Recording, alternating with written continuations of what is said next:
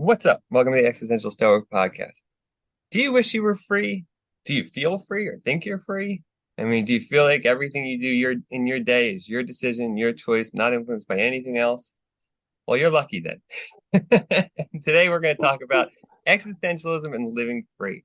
How existentialism, I think, can help us actually live free and live our own authentic lives. I'm Danny, here, my buddy Randy. What's up, Randy? Yo, Danny. Yeah, this is interesting. So, I mean, I think existentialism has a lot to show us for how to live without being like influenced by other beliefs out there in the world that might otherwise sort of dictate how we live our lives and, how we mold our lives. Absolutely. So I think kind of starting with a brief primer of existentialism, because this is something that came out of a period where people were not free and Yeah. where they saw insane atrocities, right? Well, yeah, so a lot of existentialist people know of, like Sartre and Camus and stuff, were writing right after World War II was a lot of their stuff. So they saw, yeah, I mean, people at their worst, following orders, right, seemingly blindly doing horrific atrocities, people kind of going along with the flow because they were scared, things like that. And so freedom became really central. And also, questioning like, reason and beliefs because it was these beliefs that led to this thing and stuff. I think a big part of it is that history.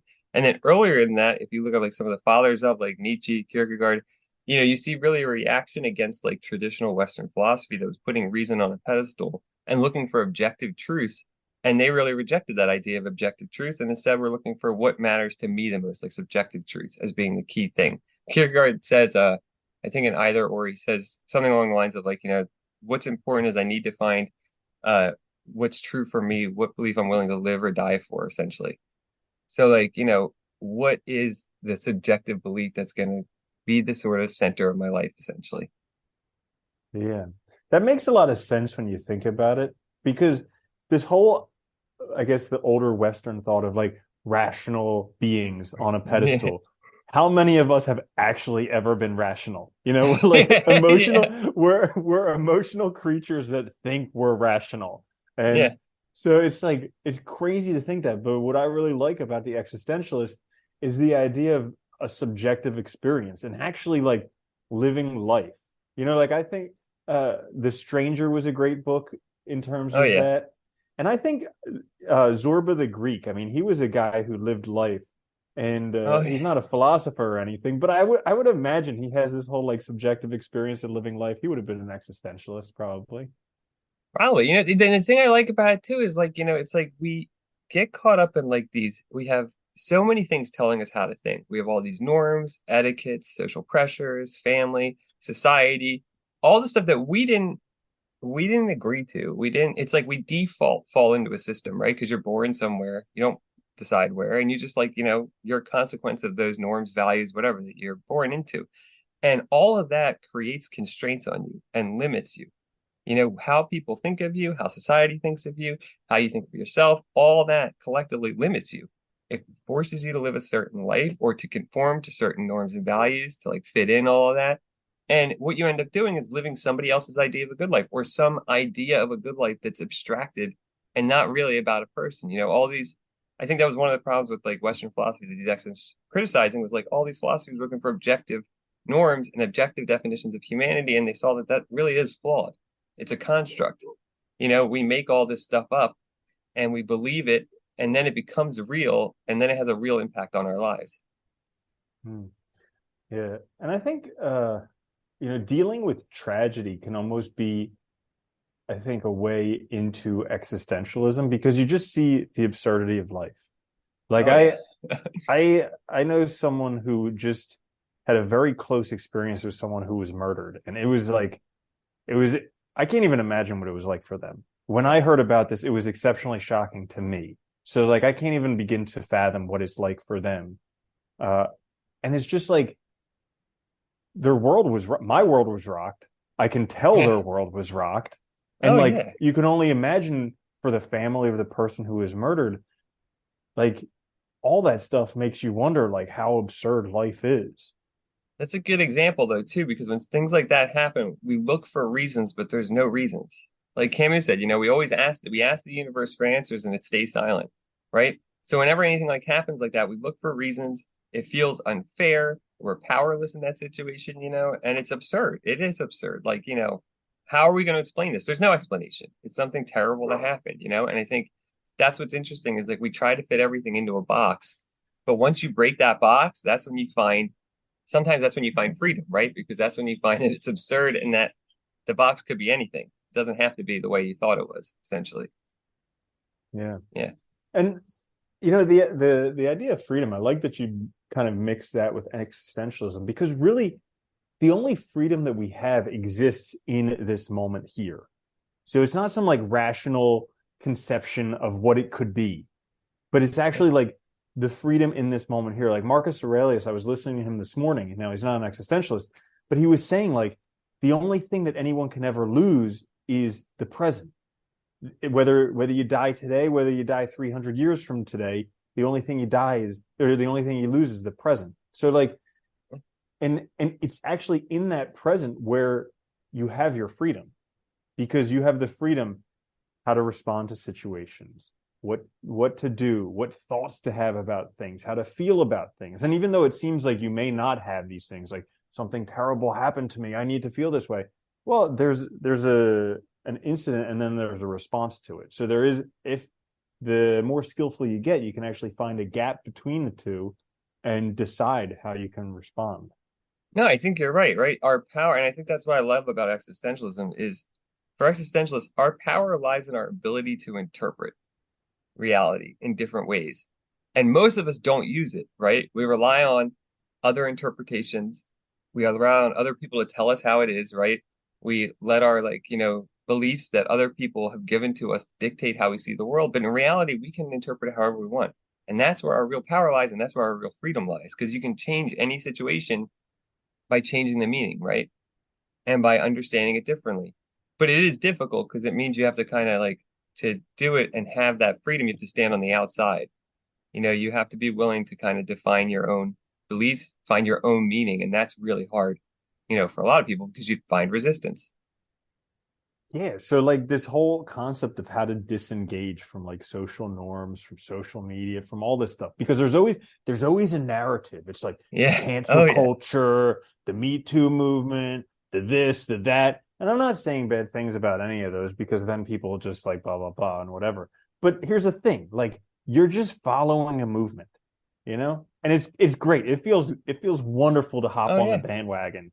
But what could you actually make of your life if you lived for yourself as opposed to just following the next bandwagon?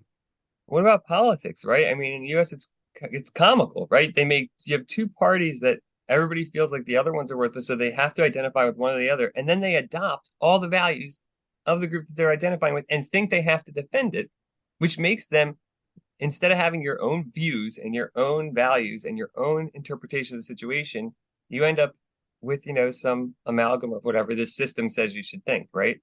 It's funny, Nietzsche had a great term for it.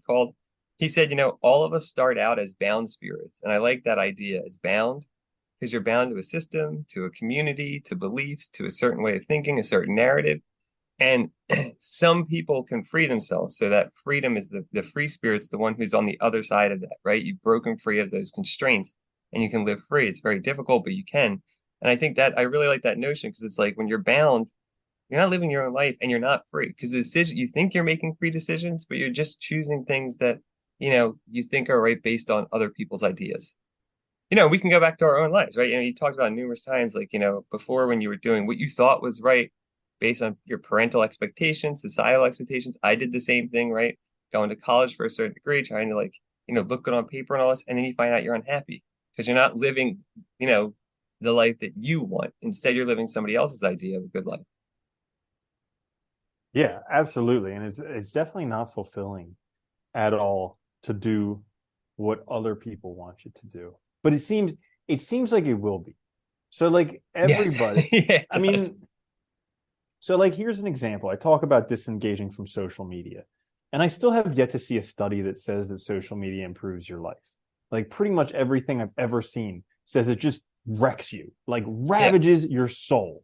You'll get more depressed, your higher chance for suicide. You don't have friends, like all these things. It destroys your life. And yet people are like, I need to stay up to date. Like, Yeah. just let me scroll a little bit more. And So like on social media, there's this whole thing about, living your best life and be an entrepreneur, be a CEO, be a multi-billionaire, do all this stuff. And it's just like, why? Yeah. Like I think for most people, they have to go down that road and they have to do it to get to that. It's like anyone with a drug problem, basically, in order for it to turn around, they need to hit bottom. I think the same It exact has to be a thing. real problem, right? You have to recognize the problem yourself. That's the problem. It's Yeah, effectively I the think issue. I think it's the same thing for social media. All these people who think they need money, they need cars, they need status, they need whatever. I think they need to hit bottom in that way, get all of it, and then realize they're miserable. Because I have met a whole bunch of guys who did that type of thing where they went and they were the influencer, they made millions, they did all this stuff, and then they were super depressed, wanted to commit suicide, ended up doing a bunch of psychedelics, and then now they're trying to piece their life back together. Yeah, Because like, that's about yeah, right. yeah, Yeah. It's funny though, but it makes sense, right? Because it's like, we don't realize, and I think, it's funny, like when Nietzsche came up with that idea of balanced spirit, he said, like, he makes the point, he says it's easier to live that way. It is way easier to conform than to live your own life. And it's simple reasoning, right? If I conform to society's norms, values, and standards, I can validate my existence and how I'm doing externally. I can look at others and say, oh, they believe the same thing, therefore I'm right. Or I can look at others and say, oh, I must be doing well because I have all this stuff on paper that says I'm doing well. So I must be doing well. So the problem's not that I'm not doing well, it's something else, right? And like we make these mistakes in judgment because we think we're actually free, but we're not. We're not making decisions ourselves. We're not living our own life. We're not living the life that's right for us. And it's not, I mean, again, it's not easy. And I think you're right. Like figuring this out sometimes takes a shocking moment because sometimes that helps us see how absurd and ridiculous it all is. And like that was Camus' idea too. Seeing that absurdity, like we all become aware of it and that we just got to not hide from it and actually face it. yeah. It's interesting that the things that we use to judge people are the least reliable things for Yeah. how good of a person is, how developed of a person is. So like we look at things like cars or like money or like penis size or whatever it is, these things that are super easy to measure that have no actual bearing on the Yeah. person Yeah. other than that they have a larger amount of this one thing.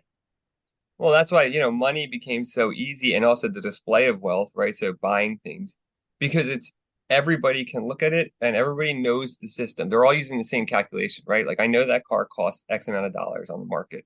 So we're all using the same system and it becomes easy to do. But yeah, you're right. It doesn't tell us anything. It doesn't tell us about the person, doesn't tell us how they're doing, it doesn't tell us how they did it, doesn't tell us if they're depressed, happy, sad, whatever, it tells us nothing.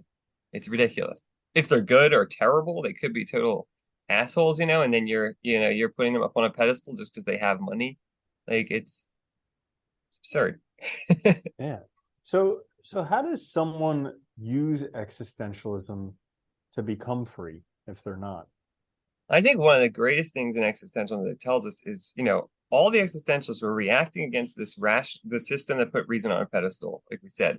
And so one of the principal things in existentialism is the rejection of objective truth.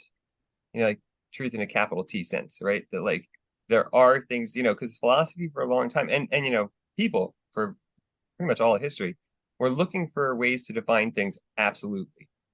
This is good, this is bad, or evil, or whatever, right? This is, something, this is not, whatever. So they wanted to define these beliefs as absolute. And you see that lead to situations like, the church killing people who don't believe so that everyone believes the same thing, right? It leads to kind of crazy consequences.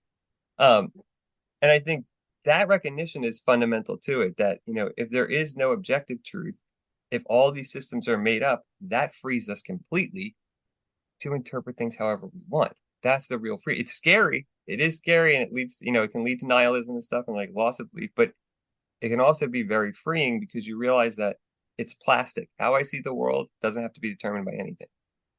Yeah. I really like nowadays how, like back in the day, there was religion that was like truth with the capital T.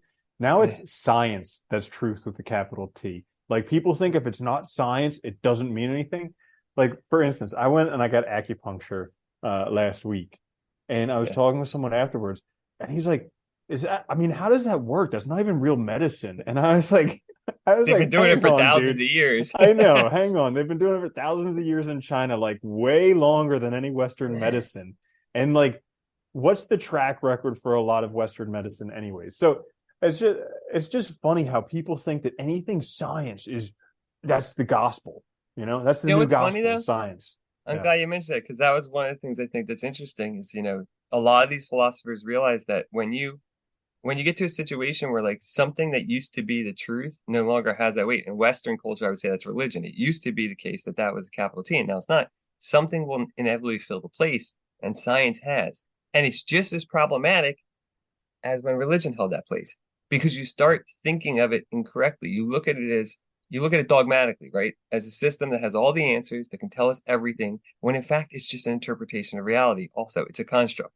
And yes, it can be very valuable. It can have a lot of good uses. It can have a lot of practical value and practical implications, but don't mistake it for being the truth. And I think this is like the problem that existentialists really like hone in on, which is, people do this all the time. They just put something there because they want to have those walls, those secure walls, and that comfort of security instead of really examining the world and understanding what's going on. And Yeah. I think, a big part of it too, and a lot of these philosophers too, like, you see it in Dostoevsky's Grand Inquisitor is a very good example of this, but you see it elsewhere too. This idea that, for many of us, the idea of really being free, of really being like absolutely, absolutely free in the strict sense is hard to deal with. We'd rather somebody else make the decisions for us because then we're not responsible. And this is where you get like the victimization, blame, all of that. It comes from this desire to really not want to accept our freedom because we're afraid. Because if I'm free and if it's my decision to interpret the world how I want, if I mess up, it's on me. Instead of being somebody else's problem, I can't blame society. I can't blame my family. I can't blame this or that. Now it's just my fault. And that's terrifying. So people tend to stay in these systems that don't work for them because they'd rather have somebody to blame instead of really being honestly in control of their lives. Yeah, yeah, and it's terrifying too because you have no, oftentimes when you're free, you have no bearing. You're out of your Nope. comfort zone. Yeah. You have no idea what's going on. It's touch and go. You're playing by the seat of your pants, and it is just terrifying. And you're like, put me back in my little box. I Yeah. hated it there, but at least I knew where I was. Well, this is that's what's funny. Like Camus calls it philosophical suicide, right? When people recognize like the absurdity and they're on that brink of realizing that, it's truth whatever we make it, or from whatever perspective you want to look at it from. And they get so scared because they have no answers that they go back to some old belief system in order to find that comfort, right? And they go back to some model of truth with a capital T. And Nietzsche makes the same point. He says, when you first find that freedom, like as a free spirit, the temptation is to go back. Because, like you said, you have no answers, ups, down, lefts, right. Everything's a mess. You're asking questions about everything. There's no certainty. And we like those caves. We like those secure walls around us. And I think this is the really hard thing you have to struggle with to like really be free is to realize that like meaning's plastic. We're meaning makers. We create meaning all the time. So you have to find a way to do that yourself that works for you and also recognize that even the meanings you create are not going to be permanent. They're going to be work for you for a time. Yeah, I think it's really important to work at something that you've always wanted to do but didn't believe you could. So like I Yeah. remember Les Brown, the motivational speaker, he was saying one time, he's like, what I'm doing now, I could have been doing years ago, but it was because I didn't believe in myself. I didn't believe I could do it. Yeah. And so like I had that experience when I was becoming a veterinarian because before you're a veterinarian, when you're working in veterinary clinics, there's the veterinarian, and then you're basically cleaning shit out of a dog's kennel. So Yeah. it's Yeah. like, oh my gosh, they're the messiah. And then you go to vet school, and it's like you're learning it and you're learning it, and then all of a sudden you're just doing it on a regular enough basis, and all of a sudden you're that messiah. Yeah. You're the veterinarian. But it's like for me, that wasn't really it because I loved animals, but it wasn't like I was destined to be a A vegetarian. vegetarian. Yeah. I wasn't destined to be that either, but I wasn't, it wasn't like my thing. But for me, what I'm doing now, that's what I've always wanted to do. And it's just like, but it was something that I could never do. It was outside of my wheelhouse. It was outside the realm of possibility. It was outside of like, it's just not possible. Like people who do that, they're on the next level. They're born somehow special, not for me. And then you just keep doing it and doing it and doing it. and you just get closer and closer and closer, and then all of a sudden it becomes possible, and it's just like, oh my goodness, like this could actually work. Holy cow. Well, this is what I like about existentialism, right? Which is like, you know, there's the core belief there in authenticity that everybody can do anything. Really, anybody's capable of doing anything, especially anything somebody else has done. I mean, there's always that possibility. Now, granted, it takes time, it takes effort, and all you have to want to do it.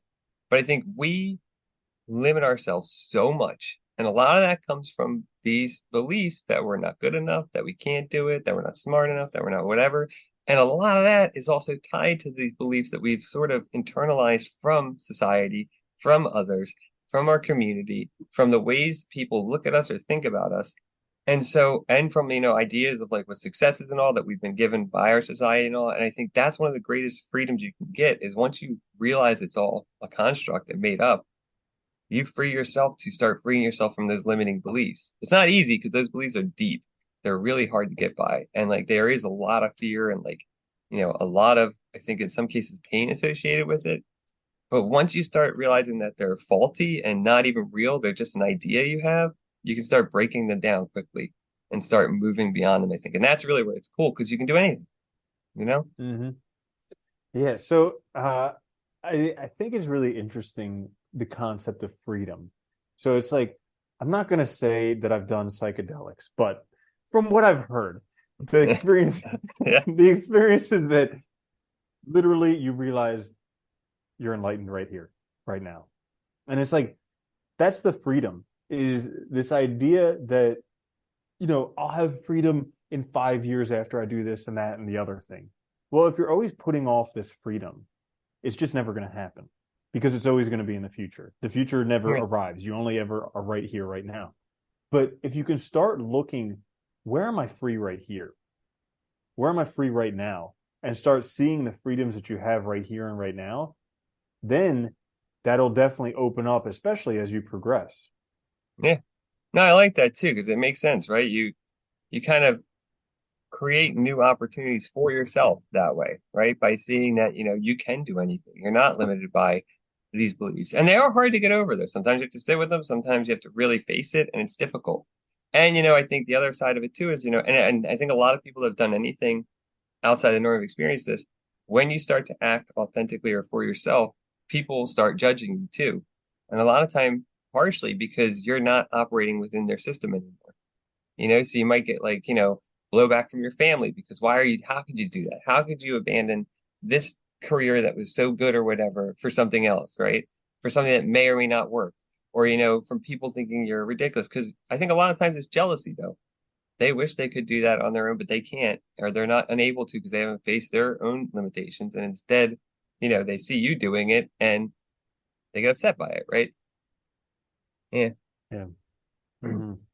I think one of the other things too, I think that can really help with that too is, like a lot of the existentialists are atheists, so they don't believe in obviously they don't believe in capital truth B, right? They don't believe in religion, although there are some exceptions. But what's interesting is a lot of them think, as Camus was especially, I think pointing on this issue, but we live our lives and we die, and we get this one life.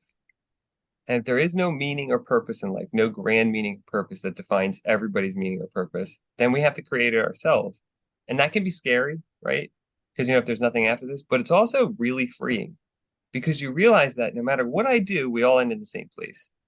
No matter how much I have, it all goes away when I die. You know, there's nothing anybody can really do to me. And that means if I only have this one chance to do and live life and experience life, I should make the most of it because it's up to me, right? It's not up to anybody else. It's not up to, there's no barriers preventing me. If I want it, I can go do it. I think there's a lot of freedom in that too, in that idea that, we can make this world whatever we want. We just have to be willing to do it. Mm-hmm. Yeah, because like it or not, at the end, we're all going to die. Yeah, it Yeah. doesn't matter. Yeah. They say don't take life too seriously. None of us are getting out of it alive. No, we're not. No, we're not. But it's the craziest thing because it's so like the root of existentialism is existence, correct? Kind I of think so, yeah. Yeah. exist. Yeah. Yeah. So and it's like the craziest thing is none of us are going to exist in 100 years. Yeah. But the the actual realization that we're going to die is so far from our current experience that it almost seems impossible. It seems like, oh no, no, that'll never happen. Well, we only know being alive, right? It's all we Yeah. know. So it's like, Mm. and before we were born, it's like that's a blank space. So it's like, it's all we know. So it is hard to wrap your head around, I think, that concept. Like we see death, obviously, we know death happens, we're aware of it. And I think that's a big factor too, and that's why you got to accept it because facing death is also important in existentialism, I think, because it gives you that sense of the value of existence, right? If it's not forever, if it's not, it has real value because it's short, because you get this one shot, because you can do with it what you want. It has meaning because it's your life. And I really like that about it too, is they bring it back to the individual, which is important, I think, and looking at value that way. So that helps too. Yeah, I think it is. It's interesting. Hmm. Let's say Quite a conundrum. it is, right? Life's interesting though. It Hmm. is. Oh, the other side of it too that could be really helpful too, I think, and this comes from I think particularly Nietzsche, but other exercises, affirmation too, like affirming life. Actually being able to say yes to it and say yes to like the life you're living. And I think that's a good way to think too of like, if you're living freely, like, is this a life I really accept? Can I say yes to it? Am I happy? Is there anything in my life that makes it valuable or worth doing? You know, um, Asking yourself difficult questions about like your actual state of happiness, what you're doing, your values. These are all tied, I think, centrally to existentialism and living authentically. Mm. Yeah. I was reminded this week of my grandmother. She always used to say, and it used to piss me off when I was a kid, but bad things would happen. I would be like, why did this happen? And she'd be like, well, that's what makes life interesting. And I hated that response because I'd be like, no, that's what makes life suck. Like, Yeah, it should but be it's like, awesome all the time. yeah, but like she used to say this to me when she was in her 70s and her 80s. And I can kind of, as I'm getting older, I can almost start to see that perspective where like if things were going good all the time, it really wouldn't be that interesting. And like, yeah, sure, this stuff sucks, and sure, it's really terrible, and it's hard to go through, and you're doing stuff you don't want to do, and it's uncomfortable. But it's like if you were dead for 100 years and then you were given the opportunity to go through this suffering, like, wouldn't you be thrilled to do that? And it's Yeah, just it's just these things that like we take for granted because we see them so often or because they occur. But if we didn't have this opportunity, and I think Alan Watts once talked about this, how we are all like, this is just kind of like a brain exercise, but like if we were all gods and we could do whatever we wanted, we would experience everything possible in the world, and then we would kind of get bored with it, and yeah. then we would be like, well, why don't we just take away our memory and pretend like this is the first time doing it? And then we would have to go through all these trials and tribulations as if we had never done it before. That would be exciting. And it's like, Yeah. hang on, that's where we are right now. Well, if you think about it too, I think this is one of the interesting things as well, which is like for a lot of the existentialists too, like, life is valuable in itself and the struggles and stuff are all a means to overcome ourselves. It's to recognize, what am I capable of? What can I get through? And it's funny, but a lot of times we're so quick to run away from any type of suffering or pain that we never really experience it. And you never know later on, a lot of times we end up reinterpreting it anyway as a good experience. Like most people, when they go through something hard, they look back on it later as good because it helped them find direction in their life. It helped them realize what was really important. It helped them cut out the noise and live their own lives. And I think it's those people you always hear talk, speak praises about these horrible situations they went through because they got the benefit of it, of overcoming some part of themselves and freeing themselves a little bit from that difficult experience. And it's like we talk about all the time. Like most of the things we want to do are going to be hard, but when you start to do them, you realize you can, and then you realize what you're capable of too. So there is value in it. I think there's also suffering doesn't have to be a bad thing. It can be a good thing. It can be a positive. Yeah. It's the coolest thing that, you can just you can keep going at something, even if you screw up, even if you fail, even if you can't complete it. Like there's this book that I'm reading again for the second time because the first time I gave up. I just couldn't comprehend it. And this time I'm reading it through, and it's been a couple of years, but I've learned other stuff in the meantime, and now I'm reading this book again, and it makes more sense. And it's Yeah, just like it's crazy because had you have asked me back then, I was so frustrated with the book, like I rage quit the book, and I was like, "Oh, I'll never get this." And it's like it's 2 years later, like that's a yeah. teeny little piece of time, and look at that, I'm already comprehending so much, I'm moving so much forward. So yeah, But just not giving up. Yeah. that's what's cool too, I think. It's like I don't know, it's funny, like we give up so fast and we limit ourselves so much by these beliefs. Like you said, like, you can keep going and keep trying. And like the only time you're gonna fail is when you believe you failed. That's it. Otherwise you'll succeed. You'll keep going, you'll keep trying until you overcome it, right? It's like if you really look at what stops us from doing things, it's all our own thoughts and our own beliefs about ourselves that are either, stem from our own thinking of ourselves or from, I think more often they stem from outside. They're projections or reflections of what others think of us or society thinks of us or we were taught to think of ourselves. And it limits us and puts us in a box. And we'll constantly, self-sabotage to stay in that box instead of really addressing those fears for what they are, just BS. They're just constructs. You can be whatever you want, So once you realize that, you can break through and see, I think, that you can be anything. It's still going to be hard. There's still going to be difficulties and challenges, but you don't have to interpret them that way. I think this is like the greatest thing from existentialism is that realization that you can reinterpret things however you want. You don't have to buy what other people are selling. You don't have to listen to even your own beliefs in certain cases, right? About how you should interpret it. You can find new ways and new perspectives on it that might make it easier for you to still do what you want and work through it. Yeah. There's this Gary Vaynerchuk video that I watch every once in a while. I think it's called like advice for 25-year-olds or something like that, but I still use it advice for me, and I'm a couple of years older than that. But Yeah. he's like, yeah, he's like the biggest fear I have for you is that you think you made a mistake and now you're behind.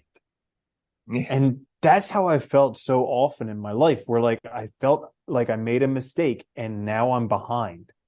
And it's just like once you recognize that you're never behind, you have your whole life to figure this thing out. It just opens up anything, because then maybe it was a mistake, but guess what? You can learn from it and you will get done exactly what you need to get done, exactly when you need to do it. And what's funny? I think I agree with you totally because I had that same experience where I thought it was a mistake, like what I did in the past, and now I'm stuck and I'll never be able to do anything because, it's too late. And it's such a stupid belief. And it's such a restricting, limiting belief. It confines you to being stuck in that crappy situation. And once you realize that, now things are so much better because now I'm free to do whatever and I still have plenty of time to build instead of like, just staying stuck. But we believe those things and then we're just trapped. Instead of being free to actually create, we're stuck in a world that's been created for us. And the funny thing is, a lot of times I think when we have that feeling, we were following other people's beliefs about what we should do anyway. So it's like that was Mhm. my problem, and I know yours too, right? You thought you were doing the right thing based on what everybody told you, and then you feel like it's too late, but it's like, well, wait, it's not too late to live my own life. It's never too late to start, literally, because Mhm. it'll always be, at least then I'm living my own life, and it's mine instead of somebody Mhm. else's, which is awesome. Yeah. Yeah. Or living their timeline. Yeah. Like you hear about this so often nowadays about these 20 something year olds who are all pissed off because they're not a multi-billionaire CEO. It's like one of the things that I like reading is Think and Grow Rich, because it talks about Henry Ford, it talks about Thomas Edison, it talks about all these people who before computers were Mhm. literally the most well-known people. They never accomplished anything in their life until at the minimum their 40s. Wasn't like Edison and stuff, and wasn't he like in debt too a lot because he was constantly making things and like constantly like Probably, basically borrowing money to like build this stuff that was failing probably. because he failed like hundreds of or thousands of times in some cases, I think, but Yeah. stuck with it. Yeah. Bill Gates was the first millionaire younger than 40. Yeah, think about that. Yeah, in the history of the universe. He was the Yeah, first one younger than 40. And now it's like, if I'm not a multi-billionaire by the time I'm 23, I'm just going to off myself. And it's like, yeah, hang on. Let's get yeah. some perspective. Well, this is it, right? It's perspective, and it's what you believe to be. it's what you believe based on what you're seeing, right? And they see these stories and they think, well, if I'm not that person, I'm a failure and I'll never make it. And that's just stupid. And maybe ask bigger questions. Are you happy? Are you living how you want to live? Is it Maybe ask worth it? bigger questions. Are Yeah. these people happy? Yeah, Not are they exactly. pretending to be happy on Instagram to sell you whatever their product is, but are they Yeah. actually happy? Like go meet them and see because Yeah. I've every time I've met one of these like guru people, I've been super disappointed because yeah, they might have been great making money, Yeah. but the rest of their life is a mess and they're not enjoying it. There are select few who may be, but for the most Yeah. part, not I enjoying it. think Go there's meet a them. few who probably did it right, but yeah, I think the rest of them, it's like, and because we forget, we bring ourselves with us wherever we go. So if you're not living, and I think this is what's so crucial about authenticity, that you're living the life that's right for you, you'll be happy wherever you are, and you'll have enough because you see the world differently. And I think that's one of the things, we really that desire to fit in, that desire to be what like everything else is we're sold, it really screws us up. It does, and gives us a lot of bad beliefs. Mm-hmm. Yeah. All right. You have anything else you want to add? So there you have it then. What do we title this? Existentialism and living free. Yes. Living free. There you go. Yeah, so hopefully you can live free and get past those limiting beliefs. This is the Existential Stoic Podcast. Check us out on YouTube or wherever you get your podcasts. Like, share, subscribe, helps us out a lot. We'll be back later this week with a quick fix. Until then, though, later, Andy. Later, Danny.